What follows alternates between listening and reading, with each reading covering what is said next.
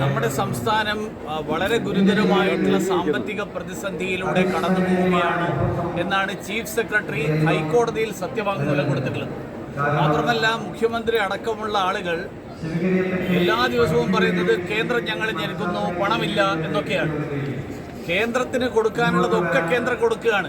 പക്ഷെ ആ കിട്ടുന്ന പണം ഈ സാധാരണക്കാരായിട്ടുള്ള വിധവകൾ, മറിയക്കുട്ടിയെ പോലെയുള്ള ആളുകൾ, അവർക്കൊക്കെ 400 രൂപയോ 700 രൂപയോ കൊടുക്കുന്നതിന് പകരം അത് ഈ മന്ത്രിമാരായിട്ട് 2 കൊല്ലം തികച്ച ആളുകൾക്ക് അവരുടെ പേഴ്സണൽ സ്റ്റാഫിന് കൊടുത്ത് ആജീവനാന്ത കാലം അവരെ തീറ്റിപ്പോറ്റാൻ വേണ്ടിയിട്ട് ചെലവഴിക്കുന്നുണ്ടെങ്കിൽ അത് ധൂർത്താണ്. ആ ധൂർത്താണ് അവസാനിപ്പിക്കേണ്ടത്.